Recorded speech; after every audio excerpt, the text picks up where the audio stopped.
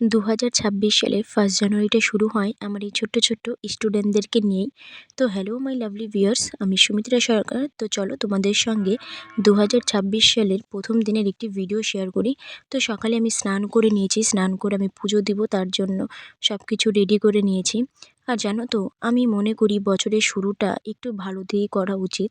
তার জন্য আমি সকাল সকাল স্নান করে টিউশনি পড়িয়ে তারপর আমি পুজো দিতে চলে যাই।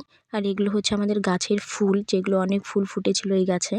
তো আর আমি না ভীষণভাবে বিশ্বাস করি, ভগবান পাশে থাকলে তুমি সব রকম বিপদ থেকে রক্ষা পাবে। এটা আমার বিশ্বাস। আমি জানি না কে কতটা বিশ্বাস করে ভগবানকে, তবে আমি না ভীষণভাবে মানি ঠাকুরকে।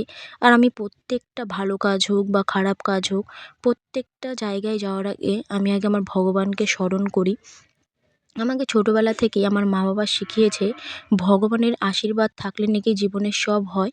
আর এটা না আমি যতটা দিন যাচ্ছে, যতটা আমি বড় হচ্ছি, এই জিনিসটা আমিও ভীষণভাবে মানি। কারণ আমি ভগবানকে ভীষণভাবে মানি, বিশ্বাস করি। আমি যদি মা বাবার পরে কাউকে ভীষণ বিশ্বাস করি, সেটা হচ্ছে আমার ঠাকুর, মানে আমার গোবিন্দ। আমি ভীষণ বিশ্বাস করি ঠাকুরকে।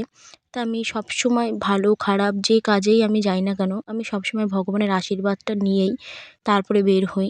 তো দেখো, এখানে আমার পুজো অনেকটাই মোটামুটি কমপ্লিট। আর আমি না এই পুজো দেওয়ার সময় কোনো রকম কোনো ভিডিও খুব একটা করতে পারি না, তাও আমি পুজো কমপ্লিট করে তারপর তোমাদেরকে আমি দেখাচ্ছিলাম, মানে ভিডিও ফুটেজগুলো নিয়েছিলাম।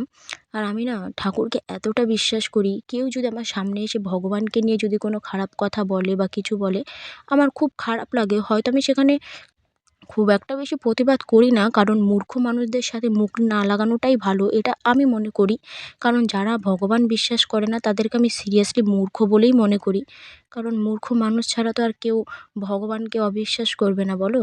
কারণ ভগবান বলতে সত্যিই যে কিছু আছে, এটা আমি অনেকবার প্রমাণ পেয়েছি। কারণ আমি ঠাকুরের কাছে মানে মন থেকে যে জিনিসগুলো চেয়েছি, ভগবান তার প্রত্যেকটি জিনিস আমাকে দিয়েছে।